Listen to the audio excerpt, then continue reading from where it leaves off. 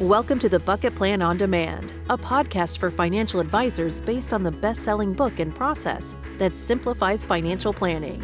Hear from skilled industry professionals and special guests each episode that will help perfect your approach with clients and your results. Hello, everyone, and welcome to the Bucket Plan on Demand. I got one of my best buddies with me here, Greg Hammer. And Greg is going to drop some just incredible wisdom on us all around communication. And one of the things that I find Greg does more than probably any advisor I've ever met is he speaks to people in a way that they can actually understand. And that's half the battle sometimes. We have a lot of complex jargon in our industry and a lot of things that confuse the client. And don't get me wrong, Greg could stand up with the best of them when it comes to complexity. Yale graduate who's certainly academically one of the smartest people I know, but it's all about being relatable to the people that he's sitting down with. And so what I asked Greg to do is jump on with us here in the podcast. Welcome, Greg. Everyone can see him here who's watching, or if you're just listening, you're going to get some great nuggets here. But a little bit of background. Hammer, what does your team look like there in Northwest Indiana outside of Chicago? How many people do you have with you? Yeah, from an advisory standpoint, we have 7. Scott and I are more of the business development. We got 3 lead advisors, an associate, and somebody go through the paraplanning process, as we call it here.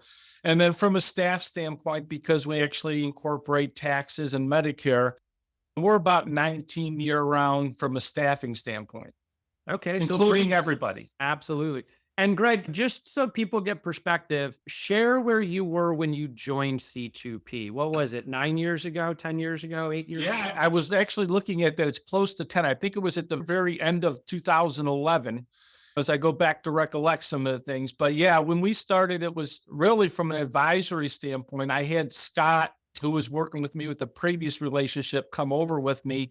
And we worked as a dual presenters, as advisors. And essentially, we had one staff person when we started to get things going. And Greg, I'll open it up to you as you think about this. And I know you've just got a lot of great resources and ideas to share with the audience today. I was reminding you, one of the things that we teach in the bucket plan training, we'll call it a one-liner, right? Even though it's so much more than that, is Greg about 6 years ago, came into Cleveland, Ohio, where I was, and he walked into the office. He was in town visiting, and he was like, "What are you working on?" And I was like, "Oh, I'm trying to put this financial plan together for my client." And I was a little bit challenged, or I was torn. I was trying to figure out how much money I was going to put in their soon bucket to cover their income gap. And more specifically, I was trying to identify how much of their soon bucket money was going to go to an annuity for guaranteed income versus a managed portfolio for income withdrawals. But as we all know, it's the stock market, it's non-guaranteed. And so I'm sitting here in my mind battling back and forth, and Greg, in his infinite wisdom and communication ability, comes in and goes, "Why are you even thinking about it? Why didn't you just ask the client how much of their income they want guaranteed?" And that's an example of one of those great questions. I was like, "I don't know." And right there in the office, I picked up the phone and I called the client. His name was Pat. And I said, "Hey, Pat, you remember how we determined you needed that $80,000 of an income gap? That's that amount outside of Social Security and pension to support your and Cheryl's lifestyle." And he said, "Yeah, Dave, what's up?" I said, "How much of that income do you want guaranteed?" And he sat there, felt like 5 minutes of silence. It was only probably 10 seconds. And his answer was like, "What do you mean?" And I was like, "There's a couple different ways to guarantee income in a financial plan. And I'm talking about completely uncorrelated to the stock market, that mailbox money that's just going to show up every month, whether the stock market's up or down, it's protected." And I remember he sat there for another couple minutes and then he goes, $50,000, 50,000 of his $80,000 income gap. I remember hanging up the phone and Greg goes, "There you go. Now you know how much you need to put in the annuity to guarantee for the other 30 grand. And sometimes it's just the simplicity of that and the communication. And that's what I wanted Greg to jump on and share with everyone today. I still remember that, Dave. I mean, it's like as clear as a bell coming in. And that was really, I think, one of the things when we were first developing part of the 2.0 process and income gap assessment, that's where that actual question originated from, was that conversation that you and I had in the office there. Yep. And I just think, a lot of times I catch myself often because I consider myself rather knowledgeable in the industry.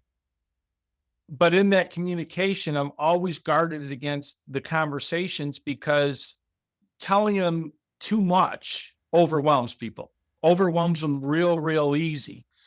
And so often I catch myself and they look like they're that deer in the headlight on that. And I stop myself and do that checkup. And I think that was from Del Greco, right? You should take the temperature so many times throughout an appointment. And often you're going to get that response like, yeah, I'm not really following what you're saying. And that's where a lot of these simple analogies that I began to utilize come into play. And it's just something that I'll start off with, Dave. I was sharing with you a little bit. To relatability, most people are very familiar with the intricacies around a vehicle in terms of the challenges that they have, right? Everybody owns vehicles. So I love always working with car analogies because people can relate to that. They can put themselves in it too. So a lot of times when I get into the design part and the deliver part of a presentation, I'm going to communicate to the client, look, we're about to have a lot of information. It's going to be like drinking from a fire hose today. And a lot of that information, your head's going to be swimming. And I'm going to tell you probably at some point in this conversation, the information you're going to get, you're going to feel like I do often when the mechanic that I have starts to talk about problems under the hood. After a while in that conversation, I often just tell my mechanic, can you just fix the car because I don't understand what you're telling me anymore about the engine. And I says, as a fiduciary, I got to lift the hood and I got to show you the engine. After a while, when our relationship grows, if you never want to look under that hood again, I'm good with that. And immediately you're going to see that relief because I'm warning them right now that there's going to be a lot of complex things. And then I'm going to relate it back to the simple parts of it where I say, but as that car owner, right, there's still certain things that I know I have to be responsible for. For example, Dave, if I were to buy a brand new car and never did anything to maintain it, we would expect problems with that brand new car, right? And we got to know that when there's things that I'm uncomfortable with, if an indicator light comes on, that you need to call me, just like you would call your mechanic or say, hey, can you check this out and see what the problem is? If I feel things that I'm driving, those are all the things that we're here for. We're that sounding board for you as we go through the complex distribution phase of your life. That's the resource that you want to have. And so what you're doing is you're putting them in the position of owning the car, saying, I don't need to worry about the engine. For lack of better terms, Greg's that mechanic. And they can relate to that a lot better because that's an everyday thing for them, right? They're living that all the time. And Greg, what I love about that, when I first heard you share the analogy, when you say the words 2.0, for everyone who doesn't know what that means, we have the bucket plan 1.0, which is the foundational tools and concepts, the philosophy of bucketing money, the money cycle to explain sequence of returns risk, the pyramid of risk to explain all the investments that we could fill the buckets with, and then a number of tools to go through to gather all the information you need to lay the client's bucket plan out, like the connection questionnaire and an income gap assessment and a volatility tolerance analysis. But when Greg refers to 2.0, that's where we then put an overlay training of holistic planning, charging planning fees, having a 4-step process, discover, design, deliver, and then dedicated, engaging in holistic planning to include tax planning, social security optimization, healthcare planning, life insurance, long-term care, estate planning, right? All of those different components. So I just wanted to preface for anyone that's not familiar with our internal language. We have a lot of people on here who might not be with C2P yet, and just explaining that. But when we were in our planning meeting, every single quarter, we get a group of our top advisors who are implementing the bucket plan together for an entire day to innovate the process. Greg's part of that committee. And we were just talking this last quarter of how we overcome when clients say, can you just build me the plan, but maybe they're hesitant about implementing with you. And of course, we all want implementation. That's what our core business is. And you gave that car analogy of, hey, I can sell you into the right car that you want. But if we don't maintain it, you're going to have issues, right? You can't just buy a car and never change the oil, change the tires, service the air filters, do all that stuff. And I love that simple analogy of the financial planning process is getting you in the right car, but the wealth management, the implementation is what's going to prevent you from having major problems down the road. I just thought that was so simple of a way to explain it versus me stumbling around like, how we would normally explain like investments and portfolios and insurance and risk management and all that other stuff that we do. Again, it goes back to that relatability and actually the transparency to a large part, right? Clients appreciate transparency. Says, look, your phase that you're going into, it's not a sprint. It's a marathon. It's a constant evolution. And you talk about that maintenance, right? And if you're not going to maintain it, coming through and I says, listen, I'm not in the business of collecting a planning fee. It doesn't really do you any good because you're creating this moment in time and there's constant things that are evolving and changing. And you're going to have things that you're going to miss an opportunity because you're not in tune or doing regular maintenance on your plan. And you talk about even bringing this says, listen, there's gaps in planning process. There's things that are going to come up. If you're driving down the road in the rain, right? And you hit the pothole, just because you didn't see it doesn't mean it's not going to hurt.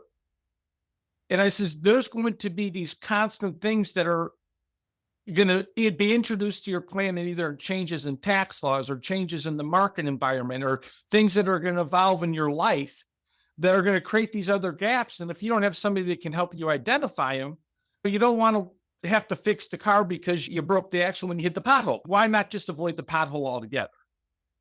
And that helps them really begin to relate to what your role is, right? Because when I tell them, I says, listen, wealth management, I'm just going to go out and take a leap of faith that you can understand that in today's world, most advisors, I think, are good at wealth management because a lot of that's going to be driven by the market. Very rarely do we see a portfolio that comes in with a portfolio that just doesn't look good.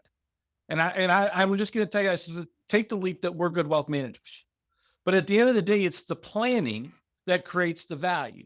When and how and where to take things out of your distribution plan to create more efficiency. Things like Roth conversions. And that's a lot of times, I don't know if anybody does a lot of conversion or tax planning. Dave, I know you do. You and I have a huge focus on this. And there's always the mental hurdle, right? People are in love with balances on their sheets when it comes to assets. And so one of the toughest things to get people to move forward and take a step with planning is to have them understand that that money isn't theirs. It's a liability. It's always going to exist. And I always draw simple analogies. That one of the things I do a lot of times when they're like, why would I want to pay the taxes today? Right? Yeah. How many times have we heard that question, Dave? Why would I want to pay the taxes today? Because the craziness out there is there's actual advisors that we've got in competition with that say we can outmanage Roth conversions. My simple answer is that advisor does not understand taxes because the simplicity that I tell says, Dave, let's say you're redoing a simple redo of your living room, right? You're doing some painting. You're going to take the carpet out. You're going to buy a new couch. The couch is wore out, right? And you're going to buy this couch. In fact, you've picked it out. What couch you want? Well, it's going to cost $2,000, but you're not going to buy it today because you're not going to be ready to move it into the living room for 2 weeks. You don't want to walk around in the garage. So the question I would have for you, Dave, if you opened the paper tomorrow and that couch was on sale for $1,200, what are you going to do? You're going to buy the couch, right? And you're going to walk around in the garage for 2 weeks. And the simplicity of it is taxes are on sale today. And you just need to understand that you're going to pay the taxes. It's just prudent to pay less. And then again, that everybody's lived that experience, right? We're going to buy on sale. Why wouldn't we want to buy on sale? And that's the opportunity today with tax planning. It's buying on sale to mitigate what's likely going to be higher taxes in the future. Part of our overall tax planning process is not that we're going to assume that taxes are going to sunset, but there's a certainty that we're going to end up in a single bracket if I'm sitting with a couple. And so you're just talking about doing that now versus later when it's going to cost you more. And the other thing I tell them, why would you want to take all the risk, Dave, and make all that money for the IRS and do all that complex money management just to give a bigger check to them at the end of time? I love that. Those are so good. I'm definitely going to steal both of those. So Yeah. I haven't heard you say either of those. I want to touch on two more things before we close out. I think people got a lot of information from here. The first one is, and I don't mean to put you on the spot if you don't remember it, but I've heard you explain several times how you just lay at a high level, like stock market investing and like controlling intent. And obviously, we don't have control of the stock market and picking what individual stocks to buy, when to be in, when to be out, market timing. How do you go about explaining that to your clients and trying to simplify it? I think a lot of it is the expectations, right? I tell people, look, the later bucket is there for a purpose when you're talking about market volatility. We have the proper time horizon, which everybody in the bucket plan philosophy knows that. But I says, you're not going to like it when the market goes down, but you better expect it to happen. And what we're going to do is create a plan. We can't control outside events. And this is where it goes into the intent, right? The only thing we can control is our intent. Our intent is to create the most efficient distribution plan and reduce the variance, the deviations, right? It's all about deviations in the planning process. And most people have different programs. The software we use shows that Monte Carlo linear simulation. I said, that's just the bullseye. Okay. Our job is to obviously increase the opportunity of the bullseye, but more importantly, shrink the deviation, right? Because if we could shrink the deviation and become a more predictable outcome, I tell people, look, I'm a boring planner, distribution planner. I like things to happen as I explain them to you. That's my intent. So the more predictable I can make your outcome, the more likely you're going to enjoy your environment. Because another analogy, Dave, I'm just thinking of that I talk to people all the time. They come in my office. I said, let me tell you one of the biggest challenges I have when people walk in my office. They become paralyzed when they get into retirement. The reason they become paralyzed is because they don't have a plan around the what ifs, right? What if this happens? What if that happens? They really have no conception of how their plan looks in these different events in life. So my job as an advisor is to answer your what ifs, right? Show you the scenarios so that you have the confidence to enjoy, to spend your money. Because often what happens is they never spend their money. They never buy the things or do the things they want to do in retirement. And the kids end up doing it all when they're gone. I get more head shakes with that, more agreement with that. And they're like, you're absolutely right. We're paralyzed. We're afraid to spend money. And that's where you bring it back into the simple analogy. Is let me do all that for you. Let me create the plan. And we explain it as, look, we're going to create the roadmap. It doesn't mean that the destination's going to be the same destination 5 years from now, because you might change your priorities. You might change your destination spot. You may want to do different things, but we'll adjust the roadmap. That's the planning aspect versus wealth management. When you have wealth management, there's one sole focus. It's all simply around performance. And as you understand in distribution, performance should not be the focus. It should be balances. It should be understanding the impact of volatility, sequence of return risk. And then you get into that jargon again, right? Where we lift the hood and I tell them, look, I'm lifting the hood again. Okay, I got to talk to you about this. When do you want me to shut it? They'll say, shut the hood. And I says, but here's what you got me for, right? I'll continue to do that and evolve that as we go through the planning process so that you're feeling comfortable about making educated decisions. And the intent is there, right? We can't guarantee the outcome, but we're going to have a lot better opportunity in that outcome by understanding all the things around it. I love this shut the hood. I always explain to my clients is that I fully recognize they might not like talking about the complex stuff as much as I do, so they can feel free to tell me to shut up at any time. I love that. Tell me to shut the hood. That's fantastic. And Greg, let's do one more in closing here. I'm down here in South Carolina and I don't have a basement, but when I was living up in Ohio, I certainly did. And I had a sump pump and I clearly knew the implications of only having one. And I've heard you tell this story and I love it. And I think it's just a great analogy to something that's important for our clients. Share the sump pump story and then we'll close it out for today's podcast. Yeah, it's funny because way back then I was still relatively a new homeowner. And like Dave mentioned, Midwest, there's a lot of basements, and the sump pump is just something that you have to have in order to keep the water out of the basement. As a young homeowner, one of the things they used to have on the sump pump was lifetime warranties. Me being naive as a young kid, put this sump pump in a brand new home thinking I'm good for a while, right? Finished the basement shortly after. And I draw this analogy when it comes to planning, right? Why do you need a plan? Because in that realm, the sump pump, I'm looking, it's pouring rain. And of course, it's on a Sunday night. And the sump pump, I can hear it run when I'm laying in bed. So I'm in the bedroom, I don't hear the sump pump running. I go down there and I open it up, and the water's literally an inch from the top of the floor. The sump pump's not working.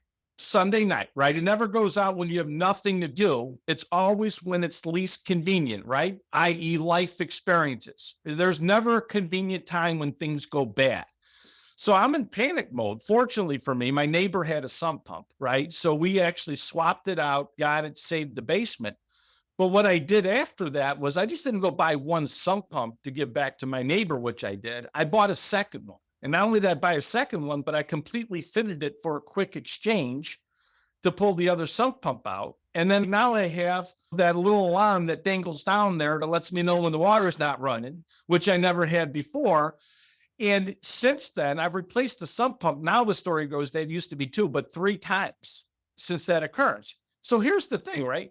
We all know the sump pump's going to go out, but are we prepared for it? And that's what planning allows us to do. It just allows us to create the opportunity to be prepared for the events that we know are going to occur. Dave, would you agree that market volatility, it's not an if event, it's a when event, right? Absolutely. Would you agree that at some point taxes are going to change? It's not if, it's when. Would you agree at some point one of the two of you are going to pass away before the other? Most likely. So these are win events. And if we know these are win events, wouldn't it make sense to prepare for those win events? And that's just, again, you're bringing them to anybody in the Midwest understands the sump pump analogy. Yeah, absolutely. That was awesome. So that's such a great conclusion. Again, I hope that everybody now knows why I asked Greg to jump on here and join it. I feel like for the first time in 11 years of C2P Enterprises history, we have these golden nuggets recorded now. Yeah. I know I'm going to go back and listen to this again. These were just awesome. Such a great way to clarify and articulate the value we bring to clients through simple stories. So, Hammer time, I appreciate you being here. I enjoyed it, Dave. It was a lot of fun. So awesome. Thanks. And if you need anything from us, reach out to your business development partner. We are here to help. Thanks, Greg. Thanks, Dave. Thanks for tuning in to the Bucket Plan on Demand, brought to you by C2P, an organization whose purpose is to educate, train, grow, and support holistic financial advisors so families can achieve true prosperity. Subscribe today for the latest episodes and insights. Visit c2penterprises.com to learn how we can help support and enhance your advisory business. At the time of delivery and any subsequent publishing, information was deemed reliable, but is subject to change by the time of listening or viewing. The contents of this piece include options and projections of C2P, are subject to change, and are for informational purposes only. The information provided in this presentation is not intended to be individual investment, tax, or legal advice.